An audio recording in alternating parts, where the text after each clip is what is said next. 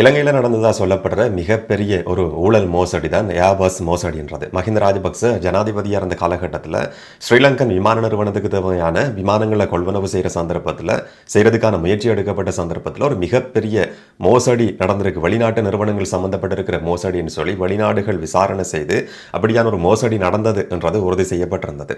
இலங்கையில் அதை பற்றி நடந்து கொண்டிருக்கிற விசாரணைகளில் இன்றைக்கு நீதிமன்றத்தில் ஒரு முக்கியமான விசாரணையிட முன்னேற்றம் சம்பந்தமான அறிக்கை சமர்ப்பிக்கப்பட்டிருக்கு. அந்த அறிக்கைக்கு அமைய இந்த மோசடியில் முன்னாள் ஜனாதிபதி மஹிந்த ராஜபக்ச நேரடியாக சம்பந்தப்பட்டிருக்கிறார். மஹிந்த ராஜபக்சவுக்கு அவருடைய வெளியத்த வீட்டிலையும் கால்டன் வீட்டிலையும் கொண்டு போய் இந்த மோசடியோட சம்பந்தப்பட்டிருக்கிற நபர் 3 சந்தர்ப்பங்களில் 6 கோடி ரூபாய் 60 மில்லியன் ரூபாய் பணத்தை கொடுத்திருக்கிறார் சொல்லி விசாரணைகளில் கண்டுபிடிக்கப்பட்டிருக்கிறதா லஞ்ச ஊழல் விசாரணை ஆணைக்குள்ள இன்றைக்கு நீதிமன்றத்தில் அறிக்கை சமர்ப்பிச்சிருந்தது. ஆனால் அவர் மிரட்டப்பட்டு இந்த வாக்குமூலம் பதிவு செய்யப்பட்டிருக்குன்னு சொல்லி அவருடைய சட்டத்தரணி நீதிமன்ற வழக்கு விசாரணையில் குறைபட்டிருக்கிறார். இன்னைக்கு வழக்கு விசாரணையில் பல முக்கியமான சம்பவங்கள் நடந்திருக்கு. எல்லாம் நடந்திருக்குன்றதை இன்னும் விளக்கமா இந்த வீடியோவில் தெளிவாக பார்த்துடலாம். 2013-2015 ஆண்டு காலகட்டத்தில் ஸ்ரீலங்கன் விமான நிறுவனத்துக்கு தேவையான ஏர்பஸ் விமானங்களை கொள்வனவு செய்யறதுக்குன்னு சொல்லி தீர்மானிக்கப்பட்டிருந்தது. இந்த தீர்மானத்தை எடுக்கிற கூட்டம் அன்றைய காலகட்டத்தில் சபாநாயகராக இருந்த மஹிந்த ராஜபக்சவினுடைய சகோதரர் சமல் ராஜபக்சர வீட்டில் நடந்ததுன்னு சொல்லி அந்த காலகட்டத்தில் அதிகம் ஊடகங்களில் பேசப்பட்டிருந்தது. இலங்கையிலே நடந்த மிகப்பெரிய ஒரு மோசடி என்ற அடிப்படையில் மஹிந்த ராஜபக்சவினுடைய சகோதரர் வீட்டில் எப்படி இந்த மாதிரியான ஒரு தீர்மானம் எடுக்கப்பட முடியும் என்று சொல்லி கடுமையான விமர்சனங்கள் அந்த காலகட்டத்தில் முன்வைக்கப்பட்டிருந்தது.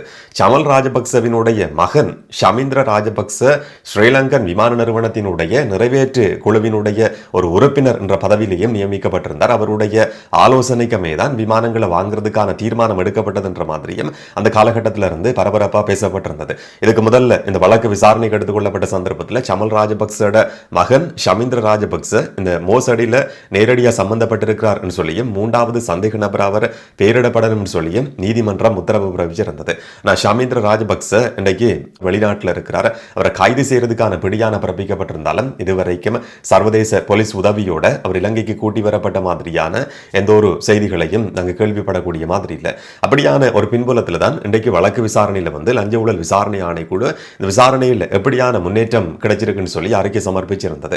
அந்த அறிக்கைக்கு அமைய ஸ்ரீலங்கன் விமான நிறுவனத்தினுடைய பிரதம நிறைவேற்று அதிகாரியா இருந்த சிஇஓ இருந்த கபில சந்திரசேன சொன்னதா சொல்லப்படுற ஒரு சாட்சியம் வாக்குமூலம் இன்றைக்கு நீதிமன்றத்தில் சமர்ப்பிக்கப்பட்டிருந்தது.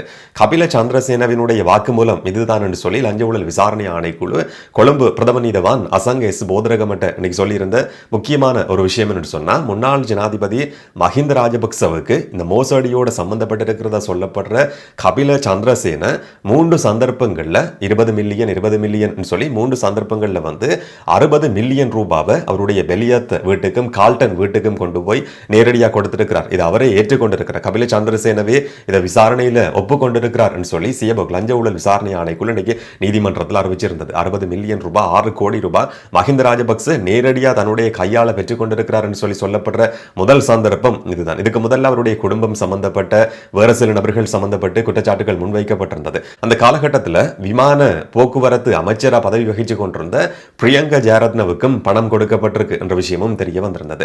கபில சந்திரசேனவினுடைய மனைவி சம்பவத்தில் நேரடியாக சம்பந்தப்பட்டிருக்கிறாங்கன்னு சொல்லி இதுக்கு முதல்ல பல சந்தர்ப்பங்களில் குற்றம் சாட்டப்பட்டிருந்தது. கைது செய்யப்பட்டு பிணையில விடுவிக்கப்பட்டிருந்தாங்க. அவங்க இதோட எப்படி நேரடியாக சம்பந்தப்பட்டிருக்கிறாங்கன்னு சொல்லி இந்த வழக்கு விசாரணையில் குறிப்பிடப்பட்டிருந்தது. அவருக்கு சொந்தமான புரூனை நாட்டில் பதிவு செய்யப்பட்ட ஒரு நிறுவனம் இருந்ததாம். அந்த நிறுவனத்தினுடைய வங்கி கணக்கு சிங்கப்பூர்ல ஓபன் பண்ணப்பட்டிருக்கு. சிங்கப்பூர் பேங்க் அக்கவுண்டுக்கு $2 மில்லியன் $2 மில்லியன் ஏர்பஸ் நிறுவனத்திட்ட இருந்து விமானங்களை கொள்வனவு செய்யறதுக்காக கபில சந்திரசேனவுக்கு லஞ்சமா கொடுக்கிறதுக்குன்னு சொல்லி அவருடைய மனைவிக்கு புரூனைல பதிவு செய்யப்பட்ட நிறுவனம் சிங்கப்பூர் வங்கி கணக்கு கொண்டிருக்கிற நிறுவனம் சிங்கப்பூர் வங்கி கணக்குக்கு $2 மில்லியன் லஞ்சமா கொடுக்கப்பட்டிருக்கு. அது 4 சந்தர்ப்பங்கள்ல சிங்கப்பூர் வங்கி கணக்குல இருந்து மனைவி தன்னுடைய கணவருடைய ஆஸ்திரேலியாவில் இருக்கிற காமன்வெல்த் வங்கிக்கு 4 சந்தர்ப்பங்கள்ல அந்த $2 மில்லியன் பரிமாற்றி இருக்கிறாங்கன்றதும் விசாரணைகள்ல தெரிய வந்திருக்குன்னு சொல்லி இன்றைக்கு லஞ்ச ஊழல் விசாரணை ஆணைக்குழு நீதிமன்றத்தில் ஒரு அறிக்கை சமர்ப்பிச்சிருந்தது. இதுல ஆரம்பத்தில் கபில சந்திரசேன ஒரு சந்தேக நபரா பேர் குறிப்பிடப்படாத ஒரு நபர், சந்தேகிக்கப்பட்ட ஒரு நபர். ஆனா விசாரணைகள்ல சந்தேக நபரா பேர் குறிப்பிடப்படல.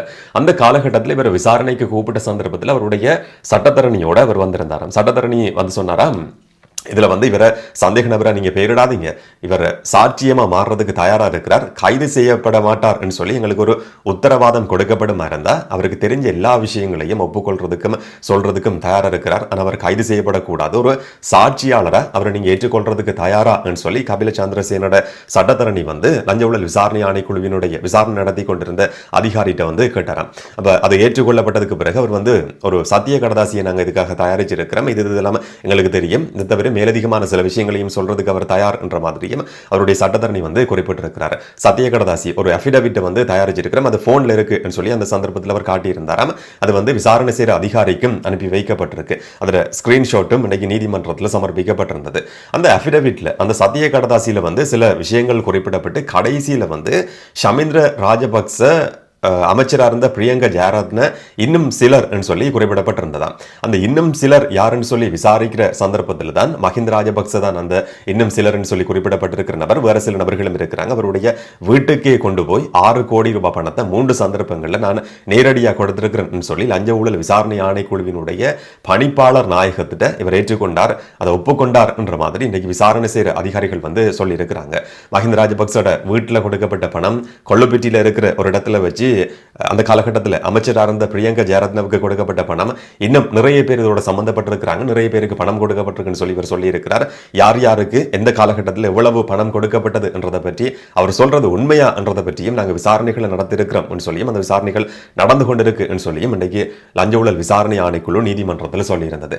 இந்த விசாரணைகளில் வந்து சர்வதேச நிறுவனங்களினுடைய உதவியும் பெற்றுக்கொள்ளப்பட்டிருக்கு. குறிப்பா ஏர்பஸ் நிறுவனத்தினுடைய உதவி பெற்றுக்கொள்ளப்பட்டிருக்குன்னு சொல்லி அறிவிக்கப்பட்டிருந்தது. என்ன சொன்னா ஏற்கனவே இதுல வந்து ஒரு மோசடி நடந்திருக்கு என்றது சர்வதேச விசாரணைகள்ல உறுதி செய்யப்பட்டிருந்தது. பிரிட்டன் நடத்தின யூகே நடத்தின ஒரு விசாரணையில வந்து ஏர்பஸ் நிறுவனம் நட்டஈடு அபராதம் செலுத்த வேண்டிய ஒரு நிலம் உருவாகி இருந்தது. கிட்டத்தட்ட 4 பில்லியன் அமெரிக்க டாலர் நட்டஈடு வரைக்கும் செலுத்த வேண்டியிருந்தது. அப்ப சர்வதேச அளவில் நடந்த விசாரணைகளை பொறுத்த வரைக்கும் இலங்கைக்கு ஏர்பஸ் நிறுவனம் விமானங்களை விற்பனை செய்யறதுக்கான முயற்சியில வந்து ஒரு மோசடி நடந்திருக்கு என்றது உறுதி செய்யப்பட்டிருந்தது. ஆனால் இலங்கையில பல வருஷங்களா இந்த விசாரணை வந்து தொடர்ச்சியாக நடந்து கொண்டிருந்த பின்புலத்தில் தான் இன்னைக்கு மஹிந்த ராஜபக்ச இதோட நேரடியாக சம்பந்தப்பட்டிருக்கிறார். 6 கோடி ரூபாய் லஞ்சத்தை அவர் நேரடியாக பெற்றுக் கொண்டிருக்கிறார் என்ற பல தகவல்கள் நீதிமன்றத்தில் சமர்ப்பிக்கப்பட்டிருந்தது. ஆனால் அவருடைய சட்டத்தரணி கபில சந்திரசேனவினுடைய சட்டத்தரணி சொல்லி இருந்தார், இதை வந்து ஏற்றுக்கொள்ள முடியாது, அவர் அச்சுறுத்தப்பட்டு இந்த மாதிரியான ஒரு வாக்குமூலம் பதிவு செய்யப்பட்டிருக்குன்னு சொல்லி. என்ன சொன்னா விசாரணை செய்யற சந்தர்ப்பத்தில் லஞ்ச ஊழல் விசாரணை ஆணைக்குழுவினுடைய பணிப்பாளர் நாயகத்திட ரூமுக்கு அவரை கூட்டி போயிருக்க வேண்டிய அவசியமே கிடையாது. இதை வந்து ஏற்றுக்கொள்ள முடியாது. அவருடைய சட்டத்தரணியோட தான் அப்படியா இருந்தாலும் அவர் கூட்டி போயிருக்கப்பட்டிருக்கணும். அவருடைய சட்டத்தரணி வந்து இந்த விசாரணை நடந்த சந்தர்ப்பத்தில் இந்த வாக்குமூலம் குறிப்பிட்ட வாக்குமூலம் மஹிந்த ராஜபக்சோட பேர் குறிப்பிடப்பட்ட சந்தர்ப்பத்தில் வந்து அவருடைய லோயர் பகல் சாப்பாட்டுக்குன்னு சொல்லி வெளியில போயிருந்தார். அந்த சந்தர்ப்பத்தை பயன்படுத்தி கொண்டு லஞ்ச ஊழல் விசாரணை ஆணைக்குழு கபில சந்திரசேனவை மிரட்டி இந்த மாதிரியான ஒரு வாக்குமூலத்தை பெற்றுக்கொண்டிருக்கு, தங்களுக்கு தேவையான விஷயத்தை பெற்றுக்கொண்டிருக்கு சொல்லி கபில சந்திரசேனவினுடைய சட்டத்தரணி நீதிமன்ற வழக்கு விசாரணையில் குறிப்பிட்டிருந்தார். இதை பற்றி ஏற்கனவே நீதிமன்றத்துக்கு சொல்றதுக்கு 13ஆம் தேதி நாங்கள் ஒரு நகர்த்தல் பத்திரத்தை தாக்கல் செய்திருந்தோம் சொல்லியும் அவர் குறிப்பிட்டிருந்தார். அவர் எப்படி மிரட்டப்பட்டிருக்கிறாருன்னு சொன்னா அவருடைய சட்டத்தரணி குறிப்பிட்ட மாதிரி இதுக்கு முதல்ல ஒரு மோசடி வழக்கு ஏற்கனவே நடந்து கொண்டிருக்கிற மோசடி சம்பந்தப்பட்டிருக்கிற கெஹலி ரம்புக்வெல்லவினுடைய வழக்கு விசாரணையில் ஒரு நபர் தூக்கில தொங்கி செத்து போனாராம். அதே மாதிரி நீங்களும் சாக வேண்டி இருக்கும் சொல்லி கபில சந்திரசேன ஒரு சந்தர்ப்பத்தில் மிரட்டப்பட்டிருக்கிறார் சொல்லி அவருடைய சட்டத்தரணி வந்து இன்னைக்கு நீதிமன்ற வழக்கு விசாரணையில் குறிப்பிட்டிருந்தார். ஆனால் லஞ்ச ஊழல் விசாரணை ஆணைக்குழு சார்பாக முன்னிலையாக இருந்தவர் சொல்லியிருந்தார் அந்த மாதிரி மிரட்ட வேண்டிய அவசியம் கிடையாது.